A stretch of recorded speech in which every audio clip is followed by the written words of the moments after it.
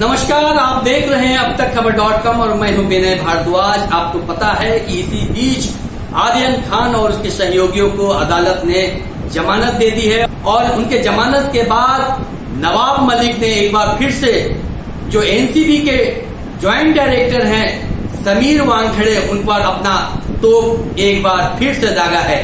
नवाब मलिक ने वानखेड़े की बखिया उधेड़नी शुरू कर दी है और एक के बाद एक तमाम आरोप लगाते जा रहे हैं। आइए सुनते हैं इस बार वानखेड़े के खिलाफ नवाब मलिक ने कौन सा तोप इस्तेमाल किया है। पकड़ने वाले बचाव का रास्ता ढूंढ रहे हैं, पकड़ाने वाले, पकड़ के ले जाने वाले जेल की सलाखों के पीछे हैं। इसीलिए मैंने कल लिखा था कि पिक्चर अभी बाकी है मेरे दोस्त। बहुत सारी चीजें हैं। जमानत को लेके सभी का अधिकार होता है कि जब तक कोई गुनाह किसी पे सिद्ध ना हो जाए तब तक उसे जेल के सलाखों के पीछे रखना ये बहुत बड़ी नाइंसाफी है। स्पेशल कोर्ट ने एक दिन पहले ही दो कथित जो मुलजिम है, जिन पर इल्जाम है, उन्हें जमानत दी। कल 3 लोगों की जमानत हो गई और हमें लगता है जमानत तो जिन धाराओं को लेके केस बनाया गया था उसे किला कोर्ट में ही जमानत दे देनी चाहिए थी, लेकिन एनसीबी अलग अलग दलीलें हर बार पेश करने का काम करती है, केस को उलझाने का काम करती है, झूठी बातें करती है और ज्यादा से ज्यादा लोग जेल की सलाखों के पीछे कैसे रहें, ये इनका पहली बार नहीं, हमेशा का प्रयास रहा है, खास करके वानखेड़े के आने के बाद। हमें लगता है बेल मिली है।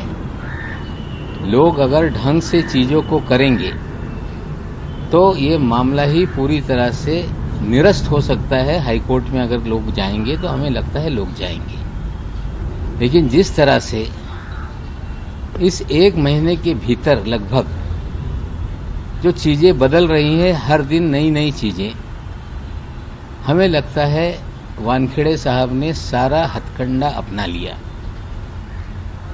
पहले लोगों को कहने लगे कि मेरे परिवार के लोगों को इसमें घसीटा जा रहा है, मेरी मरी हुई मां को घसीटा जा रहा है। मैंने कभी भी उनकी माताश्री, उनका ना नाम लिया, न कभी सार्वजनिक रूप से उन पर कोई उंगली उठाई।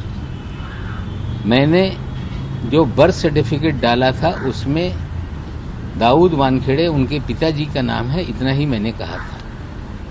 मैंने उनकी बहन को लेके इसलिए सवाल खड़े किए थे क्योंकि बहुत सारा फ्लेचर पटेल के लेडी डाउन कहने के बाद बहुत सारी चीजें सामने आई।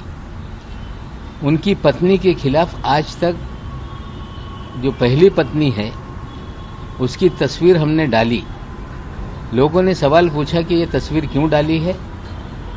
कहीं से मुझे 2 बजे रात में वो तस्वीर भेजी गई और उसमें मैसेज आया कि जिसकी तस्वीर है उसकी इच्छा है कि ये तस्वीर आप सार्वजनिक करें, इसलिए मैंने तस्वीर डाली।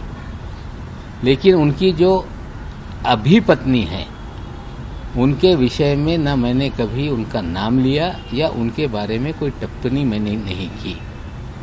हमें लगता है कि लड़ाई ये किसी के परिवार से नहीं, किसी के धर्म को लेके नहीं, मेरी लड़ाई सीधी है, जो नाइंसाफी है उसके खिलाफ है। आज भी मुंबई के जेलों में 100 से अधिक लोग बेगुनाह ये बंद हैं जिन्हें नाजायज तरीके से फंसाया गया। अब स्पेशल 26 वाला एक खत हमने डीजी एनसीबी को लिखा था। पहले ये कहा गया कि हम इसकी जांच करेंगे, दखल लेंगे। फिर ये खबरें आ गई कि जिस अधिकारी ने ये जानकारी दी है उसने अपना नाम नहीं कहा है। हाँ, हमें जानकारी है, हम राजनीति में हैं, मंत्री कई बार रह चुके हैं, कि सेंट्रल विजिलेंस कमीशन का एक आदेश है कि अगर कोई अपनी आइडेंटिटी रिवील नहीं करता है तो ऐसे कंप्लेंट्स का कोई दखल लेने की जरूरत नहीं। हमें लगता है कि ये बहुत गंभीर विषय है। जिस तरह से 26 मामलों का जिक्र हुआ है, उस 26 मामलों में आप जांच करें, हम मांग करते हैं। क्योंकि जो 22 नंबर पे एक मामला उस खत में लिखा था, जिसमें एक नाइजीरियन को बेगुनाह तरीके से खारगर में फंसाया गया, और उसमें जो विटनेस है, उस विटनेस कामड़े ने कई मीडिया कर्मियों से बात करते हुए कहा और सारी घटना बताई कि मेरे ही मुखबिरी पे नारकोटिक्स कंट्रोल ब्यूरो के लोगों ने छापेमारी की थी, लेकिन जो नाइजीरियन ड्रग पेडलर था वो भाग गया। उसके बाद उससे कहा गया कि यहाँ नाइजीरियन लोग कहाँ रहते हैं। सभी नाइजीरिया के लोग इस देश में ड्रग्स का कारोबार करते हैं, ये किसी की समझ होगी तो गलत है। गरीब देश है, कुछ ड्रग बेचते होंगे, उन्हें सजा मिलनी चाहिए। लेकिन नाइजीरिया के नागरिक बड़े पैमाने पे भारत में जो कपड़े हैं, जो रेडीमेड गारमेंट्स हैं, उसको यहाँ से खरीद के अपने देश में भेज के उसका भी कारोबार बड़े पैमाने पे करते हैं। खारघर में एक उनका किचन है, जैसा कि कामड़े ने कहा। ये सब लोग वहाँ पे गए, वहाँ डीवीआर था, उस डीवीआर को तोड़ दिया। वहाँ से एक बच्चा और एक नाइजीरियन को साथ में ले आए, जिसकी उम्र कम थी, उसे छोड़ दिया गया और उस नाइजीरियन को जाली केस में, फर्जी केस में फर्जीवाड़ा करके जेल की सलाखों के पीछे रखा गया है। और उसी जो उनका पंच है, विटनेस है, उसने कहा है कि ये मामला पूरी तरह से फर्जी है और उससे ब्लैंक पेपर पे साइन लेने का काम एनसीबी के अधिकारियों ने कहा और उससे ब्लैंक पेपर पे सिग्नेचर लिए गए। आज मैंने एक खत लिखा है, फिर दोबारा डीजी एनसीबी को मैं अभी आप लोगों को दूंगा और ट्विटर पे भी उसे रिलीज कर दूंगा।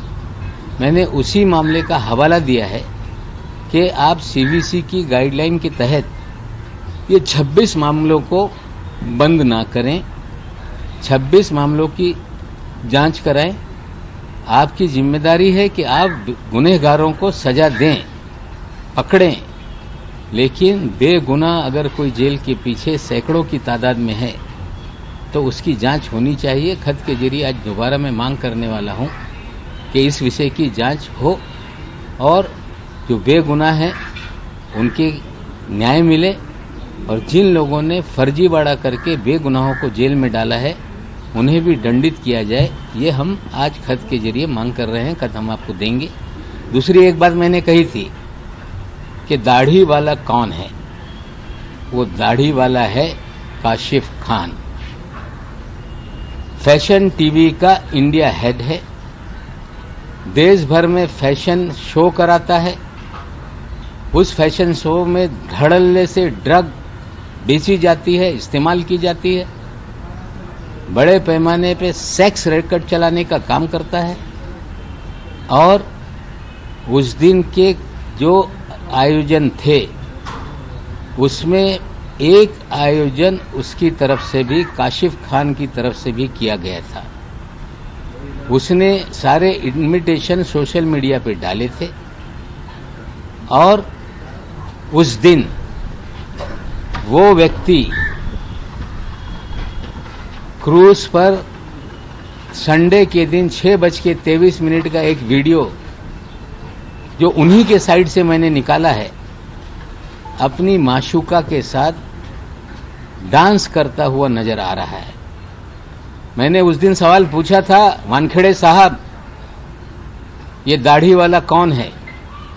इस दाढ़ी वाले को आपने क्यों नहीं पूछा? इसकी गिरफ्तारी क्यों नहीं हुई? ये दाढ़ी वाला फैशन के नाम पे देश दुनिया में पोर्नोग्राफी का धंधा करता है, ड्रग का धंधा करता है, सेक्स रैकेट चलाता है और समीर वानखेड़े जी के उनसे अच्छे संबंध हैं। एक अधिकारी ने मुझे कहा कि कई बार हमने इनके ऊपर छापेमारी करने की कोशिश की, लेकिन समीर वानखेड़े ने काशिफ खान पर कार्रवाई करने से लगातार हमें रोकने का काम किया। 3 दिन पहले मैंने सवाल उठाए थे, ईमानदार अफसर काशिफ खान को क्यों नहीं गिरफ्तार कर रहा है? क्या उसकी गिरफ्तारी से इनके राज खुलने वाले हैं?